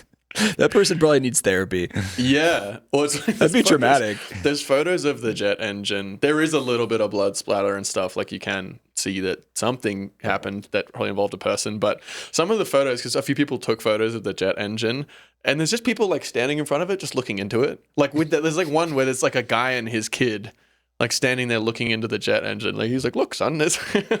Oh, hey, kids. Jeez. Yeah, because it was at night, so it'd probably be a little hard to see anyway. People probably didn't even see it, to be honest. Now that there's a camera with a flash, we can see that's what they were thinking when they stopped in front of it. Crazy, dude. Yeah. That guy who went through the jet engine probably didn't realize he was going to be on the Ableton Music Producer podcast. No. He's famous now. Oh, here it is. I see the video. Oh shit! Yeah, I'm pretty sure it stops right as he's about to. But you can see right here. This guy's just chilling, just taking a nice stroll. Just do. He's like so casually walking. He's not even like running. There's like visibly a plane coming his direction right now. He has to see it. He has to see a plane. Giant ass. Yeah, there's no way you wouldn't notice a plane. This was definitely intentional. Yeah. 100% intentional. Just chilling. And here comes the plane. And a bunch of politicians. Oh, yeah, it doesn't actually show it. It just stops. Yeah, right there. Yeah. But that's what I thought he would have been. He was like sucked in from the side, but he was like directly in front of the engine. All my emails. Yeah. Sick. Crazy, dude. Yeah. Wow. Well, kids, don't try that at home. Yeah. If you have planes at home, don't try that at home. But also don't try it at the airport. Definitely not at the airport. Yeah. Yeah, stay in school. Take care of your mental health. That's the thing. Yeah. What else is new in your life, man? Are you still sidechaining with a gate back to Ableton stuff? No, it's funny. I only do that when somebody doesn't have Kickstart too. Oh, so you're on the Kickstart bandwagon? Yeah, I've been using Kickstart before I did the gate thing. I learned that the gate thing was actually somebody who got it from Leotrix, which is really funny. It was like a friend I had in Australia who was like, I made a tune with Leotrix, and he put a gate as the sidechain, and I was like, oh, that's funny. I've never seen that before. And then anytime I am working on someone else's computer and they don't have Kickstart, I'll put a gate on and just invert it. But this is the same as like the compressor. And it doesn't create the popping sound, does it? I do find like if I put the attack all the way down to 0.02 hertz, I think it does pop. Dude, just use GM Audio Ducker, man. I've been talking about it on the podcast for years now. I know. It's Max for Live, and I'm like, some things if I don't need Max for Live, I won't do it. Just you already have it, though. I mean, it's not like you have to upgrade. You mean GM Audio Ducker or Max? Max for Live. Yeah. Well, it's just like Max has caused me some real headaches over the years. Like when I map a parameter or anything like that, those are the things that cause project crashes. I know it's not the case most of the time. I've never had it crash on me. It's pretty. That's awesome. Well, Max, I think it's all about how you program it because Max for Live is natively built into Live, right? So Cycling 74 partnered with Ableton to make Max for Live. Yeah. And it's basically native. It's basically live. Yeah. So It just probably just depends on how much crap under the hood you're putting in there and how you're programming it. That maybe could get weird, but it's extremely stable. Yeah, It works perfectly. I believe that. I feel like the people I've seen using GM Audio Ducker, it looks great. I'm very comfortable with the Kickstart interface now, so yeah, it works. Just like, I bought it and it's great, and I've never, like, since I got Kickstart, I was like, I've never like thought, oh, my sidechain's really lacking this, or I wish my sidechain did this. Like, it's literally like it actually solved the problem because I never thought about it again. Yeah. I like the visualizer on it too. It's good. It's in the like Cable Guys universe, I guess. Maybe I'm Cable Guys pilled. Yeah, maybe. But it seems sick. GM Audio Ducker. I guess the benefit of it being Max for Live is that it's in your like effect chain, so you don't have to open a separate window, which I'm always complaining about. So yeah, there's that. There's that too. Undelay made a he's gonna be on the podcast soon. He made a really cool Max for Live device. He basically redid the OTT. Oh, sick. He makes some really cool Max for Live devices too. Shout out GM Audio Ducker. GM Audio Squeeze. That's all. That's what it. I'm sorry. Sorry, Undelay. I confused you for GM Audio. Oh, look, I got Ducker here. Yeah, GM Audio. They have GM Audio Squeeze. And it's basically like a more phase coherent version of multi-band dynamics. Oh, you can't see it. No, I'm like talking about it as if everybody's watching it. Yeah, this thing. Super minimal, super easy. But I've actually started using this instead of OTT. I feel like it sounds a little cleaner with the phase shift between the 3 bands. Nice. Okay. And you have like your dry wet mix right here. You got a ceiling. You've got your kind of time crossover. It doesn't have as many controls, which I kind of like, honestly. Yeah. I mean, if you want to get more surgical, multi-band dynamics, OTT is great. But this does a good job with like adjusting those 3 bands. Is it like upward compression and downward compression, or is it just? I think it is upward. Extreme upward compression, squeezing every last drop from your sounds. It's high values will result in something closer to normalization. Low values will result in extreme upward compression. Oh, is it both? So you just have like one threshold parameter that kind of does both. It's just like, here's the midpoint, and wherever the midpoint is will determine whether you're doing more upward or more downward. Yeah. Okay. So it doesn't give you as much flexibility, but I feel like it sounds really good. That's kind of the desired result though, right? Like the point in OTT is like you want it to go to the middle somewhere. Yeah. Everything it either goes up or down. It's always going to a specific spot. Yeah. Kind of thing. Style. What is style? It morphs between single band and multi-band. Oh. That's cool. The only thing is like maybe I'm just not doing it right, but like you can't adjust the individual bands, which would make sense. That'd be nice. I don't like that, but I don't know. Anyway, that's cool though. That one's pretty cool. I think sounds good. So actually, is it Relay is what it's called? That's the Undulate one? Yes, this is the Undulate. I was really curious about this. I saw his Instagram videos. It looks really cool. It is really cool. I actually used it in a recent track. It's some kind of weird granular delay. Yeah. Kind of thing. It's got a soft clip in there. He basically added a bunch of other devices in here too. You got OTT, you got chorus, diffusion, the feedback, obviously it is a delay. It almost kind of reminds me of a Pitch Loop 89 that was like customized and hacked with some more devices. I think I showed this to you once. This thing? Yeah, the Pitch Loop 89, it's actually modeling Robert Henke from Ableton, the godfather of Ableton. He made it, and it's basically modeling the Publison DHM 89, which is like an actual real analog kind of delay pitch machine. This thing in a digital form. Whoa. Yeah, so they basically recreated this, and that's called Pitch Loop 89 now. I think he actually like sampled it. There's a whole video of him talking about the process of like how he made it. Yeah. Okay.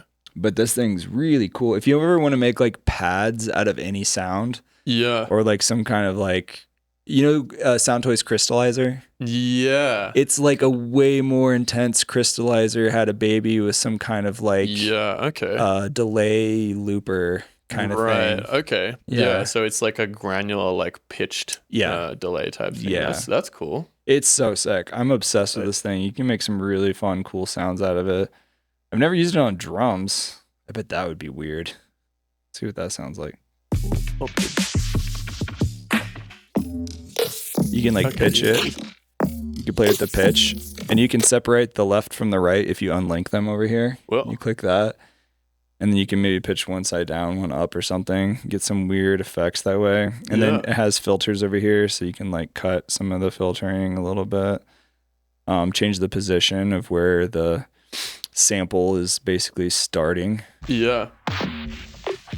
Whoa. And you can change the bandwidth. You get some like really fun, kind of weird, glitchy. Yeah. I mean, I don't normally ever use it on drums. This is sick there. But you can get some kind of really fun. I mean, yeah, like I would put it on a pad or like some keys or melodic content. You can get some really cool ideas out of it. Yeah. Yeah, that's super sick. I've done a lot of resampling and like mud pies with this thing. Damn. So is that a paid one? Do I have to buy this? No, it's included in wait, 12. I have this. You have it. Yeah, everybody has it. If you have 12. This is the experience I'm having with so many plugins lately. People will show me something. I'm like, where do I have that? I just literally never used it. Do you feel the pressure to like continue to release music, and sometimes you don't like spend extra sessions and times just like doing discovery because you feel like more like you just want to get a final result out of like producing? As in like, do I feel like I need to like stay up to date with stuff as opposed to like just doing things the way I normally do it kind of thing? Yeah, a little bit. I mean, it happens to me sporadically where I'll like go on SoundCloud or something like that and be like, oh shit, this is some tech that I like have. I don't know how this was made. Yeah. Yeah, I don't know. It's kind of weird because I feel like there was a phase where I was very like invested in like all the new tech and like, you know, listening to other producers and trying to figure shit out. Yeah. And then now I feel like I'm in way more of a phase of like it's more philosophical for me because I don't know. It's like a rabbit hole question because I think it's like the phase I'm in now with my creative journey is way less about tech and way more about the philosophy and like because theoretically there's a point where like you can kind of do anything with anything. Yeah. And the question I'm more asking myself is like, why would I make a particular sound or why would I make a particular type of music? And that's more of like an emotional thing. And that's the thing that like is kind of fascinating me the most right now. So I guess like I definitely feel a pressure sometimes of like, oh shit, like people are making new sounds and I like don't know how to do that. And like you do have to kind of do a bit of homework and like put time into that to stay not on top. I don't know if that's the right way to look at it, but like, yeah, you do have to do homework to like learn new tech and that sort of thing. But I also think there's like a real emotional aspect to the pioneering of a sound. And that is not that I'm like actively pioneering new emotions or whatever, but you know, like there's just, I'm okay with not keeping up with the tech because I feel like in some ways the mental resources I put towards other aspects of my life growing actually do contribute to my music growing. Yeah. But it's just, it's not always the tech side of it. But sometimes I like get in the room with people who are in the same field as me or like, I mean, Nolan's always blown me away. Like he's just the techiest guy ever. And He is a real like tech bro without being a bro. Yeah, 100%. Like, I mean that in a good way. Like he's like a good mad scientist. Like, and I love him. Yeah. It is interesting actually thinking about our scene of like producers because the actual spectrum of people that you get making a similar sound is quite broad. Like, because you'd think that like one type of music would be made kind of by like one type of person, you know, it would be like you kind of like hear a style of music and you're like, oh, that's probably like a nerdy dude who smokes weed kind of thing. And there is some accuracy to that. But I feel like the personality types I've seen behind similar sounds, like you get a group of producers who are all known for a sort of like similar genre. Yeah. And they can be really different people. Mm-hmm. That's just kind of like an interesting thing. I do feel like sometimes I meet other people who I'd be associated with musically, and I'm like, we're actually like really different people and sort of like approach it a completely different way. Yeah. Well, that's the beautiful thing about collabs. It's like everybody brings kind of their own twist and like vibe to the table. Yeah. Nolan, you should be here right now.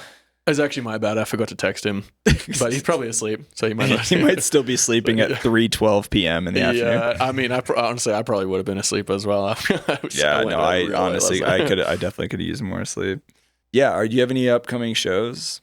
Not at the moment. Actually, I'm trying to think. No. Really? This is the first time in a little while. Yeah. Is that good, or are you?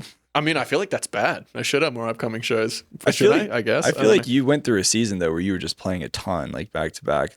Maybe now it's nice to have a break. Like work on music. I mean, I don't resent it. Like I've been doing the Patreon thing a lot more, and that's cool. I love your streams, dude. I've joined a couple of them. Oh, the feedback streams. Yeah. If anybody is working on music and want feedback, you should definitely join the streams. Yeah, it's always so chaotic. Within reason of like we get to listening to people's tracks, and like people are respectful when we're listening to the songs, but. Man, the GIFs are so fried.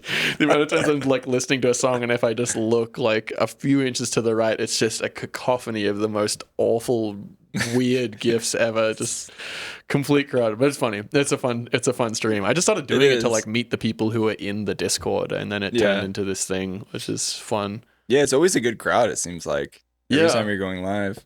Yeah, I'm always stoked with the music that ends up in there. Like, there's some really talented producers with no followers. It's like just totally crazy. They come out of nowhere. I'm like, it's funny how like I think a lot of like music enthusiasts or fans think that more followers equate to good music, but that is not the case at all. Yeah, like it seems. I don't know. I was talking to Kill the Noise on the phone a little bit, just to like on a side tangent. But we were talking about, he said there's like, he didn't say names, and I probably don't want to know, but he said there's a good handful of very well-known producers and artists who have been using AI communities on social media to build a following for them. And apparently it's a real thing, like bots that create these fake profiles that will interact with each other and then interact with the artist page. Just flag all the like algorithm. Yeah, exactly. They're just like hacking the algorithm essentially to become popular. Which he said there's a couple pretty well-known people that I would know that are doing that right now, and I was like, damn. Did he name names? He didn't name names. He didn't actually tell me. He didn't say. Damn, but I was like, that seems wrong. That seems weird. Like on one hand, I'm like, if you have really good music, people are at some point going to follow it or listen to it or hopefully share it, Yeah. On the other hand, is like, is that the best way to actually get noticed? Yeah. Is it cheating? It feels fake and inauthentic. Yeah. But I don't know. It's just a weird gray area, man. I don't like it personally. That does suck. That definitely adds to the like list of things I've learned about the music industry that are like, oh, like there's a lot of things encouraging inauthentic practices. Yeah. But I mean, I feel like I've been going through a phase lately where I've become increasingly hopeful because I've seen like there is a reward to being honest. Actually, the Black Box show was like another one of a small handful of experiences I've had recently where like, because the turnout for that show, I'm actually like kind of comfortable going on air about this. I feel like the turnout for that show wasn't that crazy. It was still great. Like I was happy with everyone was there. Yeah. But like I felt this pressure of like Denver is like maybe one of my biggest markets, so I should be able to sell out or whatever, and I didn't. But the experience I had playing that show, I really played a lot of the things I wanted to play, and I've less and less been trying to cater to the audience and more just been trying to craft a set that I really like and feel good. And so I'm like playing things that felt like a risk previously and come away from these shows, and the Black Box was one of them, where it was like I played stuff that I didn't expect people to resonate with and really connected with people over it. And I've seen the artists that have a sustained following, I'm not talking about myself here necessarily, but like just like musicians who don't necessarily have the biggest following, but they have this kind of ongoing career, the artists that are like honest. They go through phases of change and do different things, do kind of all the things that seem like anti-popularity, like things that would alienate an audience and like kind of violate the algorithm. They do all things wrong, but because they continually are honest, there is this undercurrent of like that music does find the right people, and that art does find people in a way that isn't obvious on the surface. And so like I think there is this hope I'm seeing, because I feel like I was talking with Nolan about this the other day. Like there's this like, we are kind of in this like post blow up era. Not that I ever like blew up, but I feel like there was a phase for Halftime, and even for me there was a phase like we were saying, like where I was getting booked a lot and that sort of thing, and I kind of had like a fad phase. I was like the flavor of the month or whatever, and I feel like I'm not in that anymore. The like blow up symptoms are not there anymore, but now when I play shows, I really feel like the people that show up, I like feel really connected to them, and I'm able to take bigger risks and do weird shit with my sets, and like feel like I'm now doing things with my music that I didn't have the bravery to do a couple of years ago, because I was afraid of people like not showing up, the algorithm not rewarding me and all that stuff. There is actually a reward to being honest, and I think that does find people. It's weird, sometimes you'll meet someone who like they really fuck with this particular artist in this weird genre over here, and you know they know all those artists, that's like their primary, and then you talk with them and they'll bring up some other artist completely unrelated, and you're like, how, like, why are your tastes like this? You just got this huge disparity, and it's because people are more complicated than the algorithm will make them out to be, and it's stuff that's like really hard to measure. But I found that a lot. Like I played that Spirit Blue track in my set, which is like a shoegaze thing, and I think that has had like a TikTok popularity or whatever, but I was surprised when I played that and a bunch of people in the room were like, wow, like knew that song. I was like, this is not electronic at all, it's unrelated. But somehow there is a demographic of people that their tastes are just completely spread. So I don't know, I'm feeling increasingly hopeful, even though it looks so bleak, and there's so much of like the way that tech works that just promotes like sellout culture feels more and more apparent. But yet underneath that, there is a lot of authentic engagement happening. I don't know. There's something to be hopeful for. I'm feeling really good about it. No, I feel that too. I heard somebody, I forget how he said it, but it was talking about how when artists start to try to cater towards the audience outside of what they personally want to do, it's basically emotional blackmail. Which I thought was really good, because essentially you're trying to create something that isn't necessarily true to who you are just to gain popularity. And at some point you're stealing from yourself. You know, like, and I feel that, and I see some of that. And I feel like a lot of music, especially in the bass music scene or dubstep, starts to sound the same after a while. And you can totally. I don't know, have you ever heard a song and you're like, this doesn't feel authentic, or it doesn't feel like it was actually made? You can almost feel the intention behind the song. Have you ever felt that, where you heard something and you're like, this person made this for somebody else? Totally. You know? It feels referential, where you're like, they're like referencing conventions of a genre. It's like, I know what they had in mind when they were making this, and I was like, you know, like it feels like a venue track, or like they were thinking about like, this is, you know, this is gonna feel like that these people will like this or something. I totally get that. And it works sometimes. And that's the thing, because there's a sound and people chase that sound. And I think there's like a kind of a gray line between inspiration and trying to be liked, trying to create something that you think other people are going to like you more for it. You know, I think there's a gray area in between there. A lot of the music I've made that people have loved the most, I usually make in the shortest amount of time, and I'm making and I'm making it without thinking about anybody else, except for just that moment and that feeling I'm getting in the moment. Totally. Like, it kind of just comes out. Like, it's funny that the effort to like reward ratio sometimes is completely off. I mean, and even that's like a weird thing. Sometimes you put a lot of effort into something because you do like it and you don't get rewarded, and you're like, man, do I suck or whatever? And then the opposite happens. You make something with zero effort and it bangs. It's literally really good. All of my social media posts are that way. No, legitimately, dude. Like the other day I was like, shit, I'm doing this Jekyll and Hyde remix and I've got to make some content so I could post it. And I really didn't want to. And I went out into the mountains with my little 360 camera and I made a video, and it literally took me maybe an hour and a half to shoot it and edit it.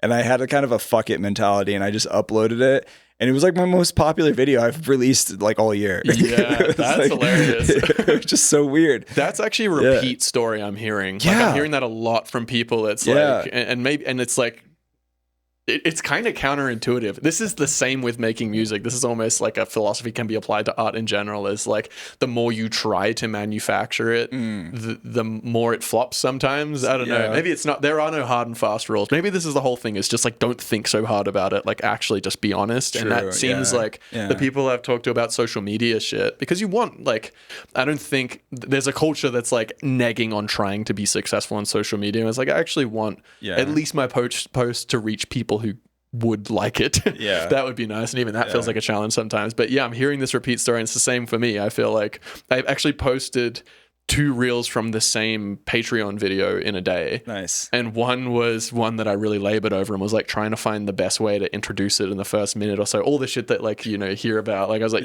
first 0.5 seconds have to be this frame or like something. Yeah. And then the other one was just like that, like just me being an idiot where I accidentally like split a clip and then rendered it back together. And I posted both on the same day. And the one where I was a complete idiot, and it took me like, you know, like maybe half an hour to slap that together. That one got way more views. Yeah. And I'm like, well, shit. Yeah. Maybe the point isn't to calculate a formula off of this, but just to realize like, maybe I don't think so hard about it. Just be honest. Yeah, that's true. I mean, so my background is like social media marketing. That's crazy. For a while, you know, as my big boy job and then I quit to just pursue music and the podcast and stuff. But wait, you're not doing that anymore? No social media stuff? No.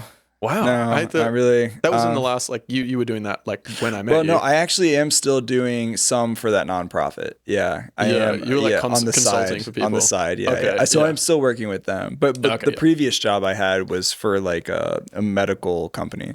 Right, that before was, like, the full-time one. Yeah, before I moved to Denver. Right. But anyway, yeah, all that to say is, like, I totally forget where I was going with this. I mean, in relation to like social media in general, like being authentic. Yeah, damn it. It was going to be good. That's okay. It just drifted off. It's all gone. You have to subscribe to get that one. You have to pay this. I don't know. Is there anything you subscribe? There's no subscribe to. I mean, I have not a paid subscription. Do you have a Patreon? For... Yeah. I have my website, abletonpodcast.com. Yeah. Where you can ask Abe questions. Should we ask Abe a question? Yeah. So he's trained on all the podcast episodes, and he's trained on all the Ableton manuals and all of my favorite Max for Live devices and plugins. And he knows a lot of different stuff. We should ask him a question. If you had to ask Abe a question, let me pull him up. See what he says. I actually just updated him. Shout out to Sheila. She's like the main developer. Wait, she was at the Ableton? Yeah. Oh, yeah. Yeah, you know Sheila. Yeah. She's awesome, dude. Yeah, she's baked. She's crazy. Like, so smart. I love her. Shout out, Sheila. We love you. Thanks for helping me upgrade Abe 2.0. So if you had to ask him, like, a question, you asked him for dating advice a while ago. Wait, what? You don't remember that? I did not. You did? The older Abe, like, when I first made him, you asked him.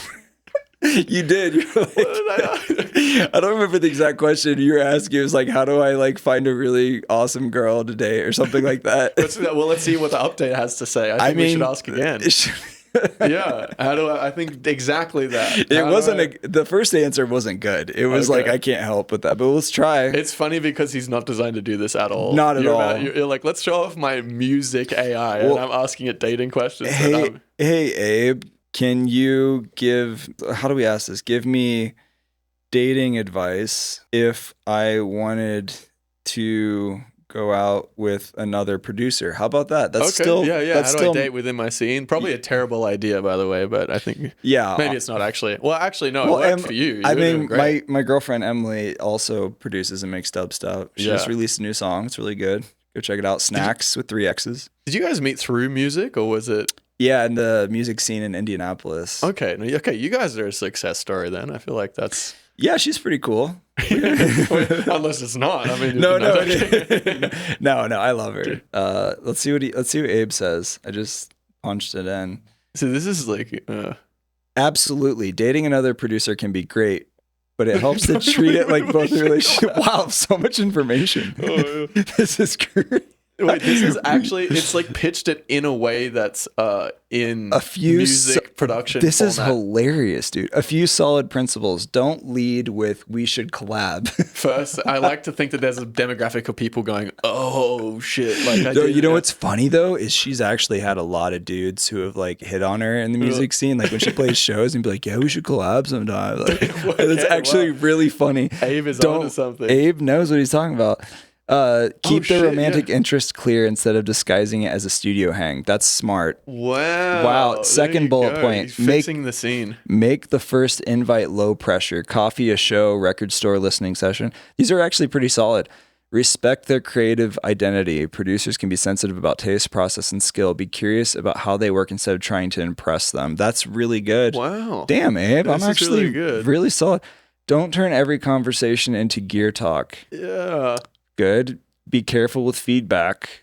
If you start sharing music early, don't give harsh, unsolicited notes. Support first. This is really painting a very specific picture of These who this are is aimed at. Like, just imagine the guy who says, "We should collab, come to my studio for 8 hours, tries to impress them nonstop with gear talk, gives a bunch of unnecessary critical feedback." This is actually like, really solid. This is Wow. good advice. I like this. Keep ego out of it. Separate date mode from work mode. Separate those. Yeah. If you do collaborate, be explicit. Are we hanging out or working tonight? I like this a lot. This is really solid, dude. Abe's great. You want me to copy this and paste it and share it with you? Yeah. I think this would be really helpful. I guess I need this. Yeah. Yeah, dude, I keep bringing girls to my studio and then I show them my plugins for 8 hours and then they don't want to hang out again. What am I doing wrong? Weird. Yeah, and then they show me the music and I tell them what's wrong with it and they don't like it. It makes no sense. Yeah. You would think that would work. I thought they would be impressed. And they have all this really nice gear. you're just shitting on all their music as you're playing your own music. I feel like that is like a Riz tactic people think works. That's It's like if I sad. tell you how educated I am on what's wrong with you, you will be impressed. Yeah. Damn. Couldn't be me though. That's really sad. Well, I think That's it. you're a very eligible bachelor who deserves the best. Thank you. So yeah, Thank you. Cheers to that. Cheers to that. Cheers to that. Who's Abe's girlfriend? Should we ask him? Yeah. What if he just goes sentient right now and he just like ends up like He goes basically and gets one he to talks impress it be us. like he just finds his own digital girlfriend right now. See what Abe says. Do you have a girlfriend, Abe? No, I'm just a software. No girlfriend, no situationship. Yeah, wow. No dramatic producer texting habits.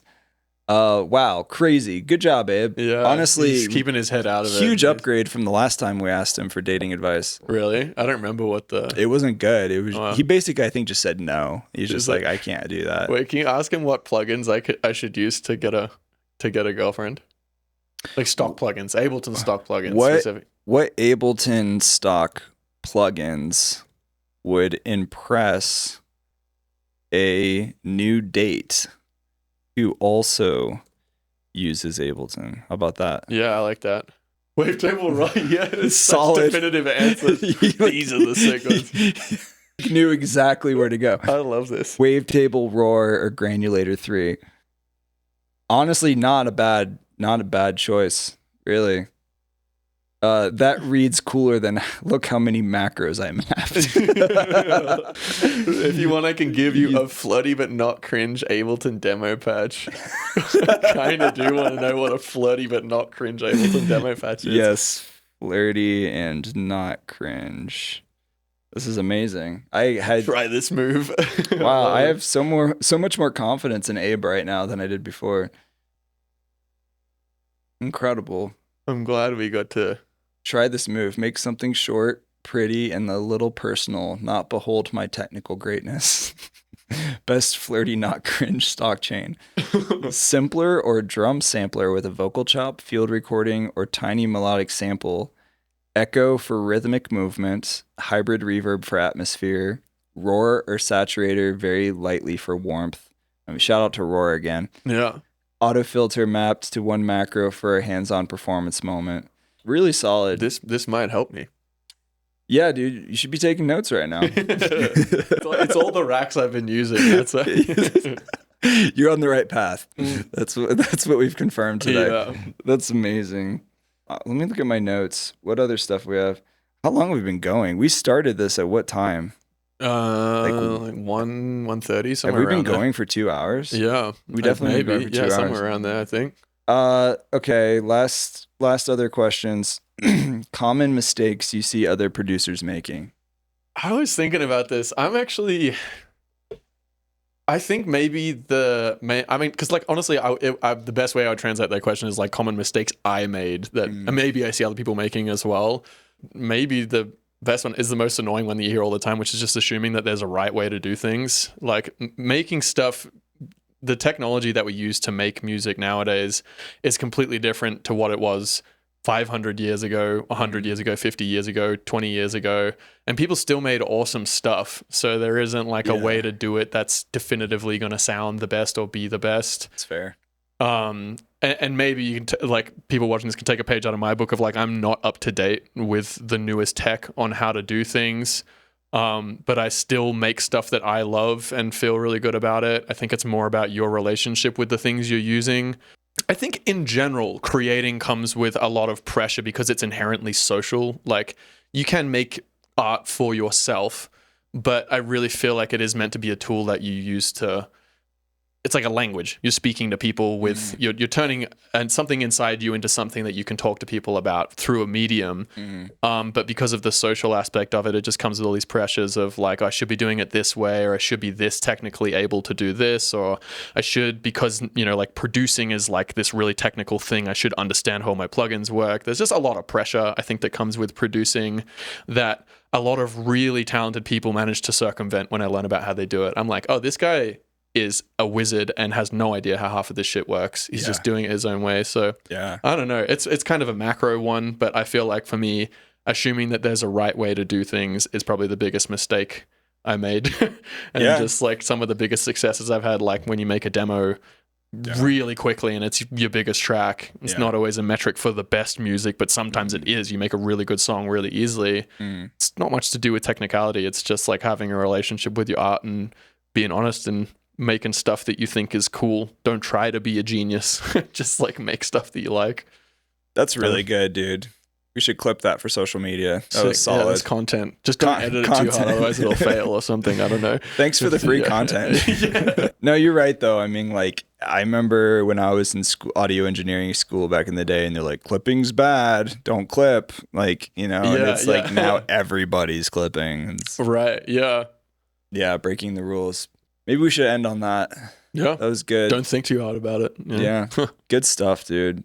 Anything you want to plug? Upcoming projects or things you're working on?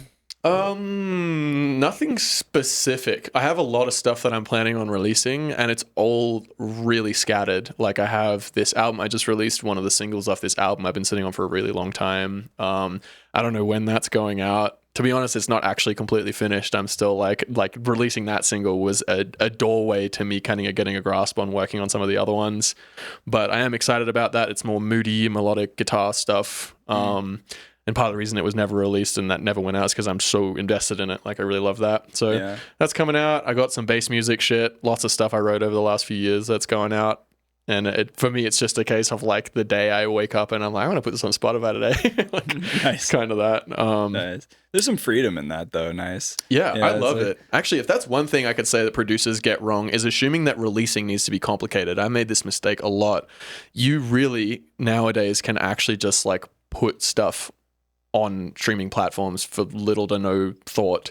And it's actually maybe arguably, at least for me, I've found it better to do that than to try and overplan a release and think like I'm going to do promo this day, and all that stuff, because you don't know whether any of that is going to pay off. And if you're creatively like inhibited like me, where the process of releasing something is the main thing throwing you off, don't overthink it at all. Literally just like export the thing and put it on your distro today. Like, and if you use DistroKid or whatever, one of those ones that like there's no bells and whistles, it's just like it does the thing. That's great. That's what I use. I use Too Lost, which is very similar. It's kind of just like DistroKid with a more modern interface, but it's just like log on, throw your music on the internet, and don't think too hard about it. I actually really am an advocate for that. It's better to release your music and not overthink it than it is to release one single every year and think way too hard about it and be disappointed with the result. Like just release. That's good. Yeah, because you can kind of get stuck in that just over planning mindset where you almost kind of become constricted to release because you're just so worried about the content around the release. Yeah. Kind of like analysis paralysis, you know? Yeah. Just put it out. And I feel like a lot of times I finish the track, I upload it for distribution. I use DistroKid. Shout out. And then DistroKid slaps. Yeah, that's great. They do the job, do a good job. And then I worry about the content afterwards. I'm like, it's already up. And then it also kind of forces me to be like, once it's out, it's out. And then I'm like, okay, well now I'll just do the next thing. I've got usually I usually always have at least 2 to 3 weeks, maybe 4 weeks out from the time I upload it. Yeah, because it almost kind of forces you to commit too. If it's uploaded, then I'm just like, I'm not going to take it down. I'm not going to delete it. And now you have to commit to the changes or whatever. Exactly. And then I'm forced to think about the content if I want to, do this or that or whatever, but at least I know it's coming out. Yeah. Yeah. I feel like you learn in general so much more from doing something than thinking about doing something. And this like promo especially feels like that. I feel like I've learned stuff way more retroactively than I have from trying to do a bunch of research and find the perfect thing, because a lot of it I try and like it might work, it might not. Try something, but like don't assume that the insane amount of planning you put into it is going to translate to what you think it will. It's better to just like have a rough plan and be like, okay, I'll make a post or I'll do that, but just more importantly, just put it out. Like just put your track out. You'll learn what promo works and what doesn't from doing it, rather than thinking super hard and watching a million YouTube videos. It's like, the experience is worth a million YouTube videos sometimes. Yeah, maybe 100%. Cool, man. Well, I love you, brother. Thanks for coming on the podcast, dude. It's always a fun hang for sure. I'm glad that you and Roscoe got to reunite. Yeah, he's like, his chin is on my right foot right now. Yeah, he's sleeping under the table. But cool, man. All right, everybody, definitely check out Copycatt. You probably already know who he is, where to find him, but go stream his music. Amazing person, even better producer. And yeah, dude, have to have you back sometime. Hell yeah. Thanks for having me today. It was fun. Absolutely, dude. All right, peace, everybody. See you next time. Later.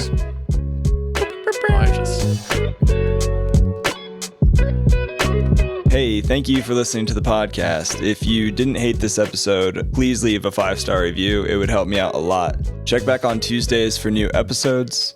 If you want to be the first to get new episodes and new content, some new packs and downloads and things I'll be sending out, also upcoming events, then join the newsletter. Also, if you want to check out the brand new merch store with some exclusive items, go to abletonpodcast.com/merch. Check out the links in the show notes for all the info on this. Be sure to follow this guest for spending their time on this episode. Give them some love. Thanks again for listening to the podcast. Much love. I'll see you next time. Later.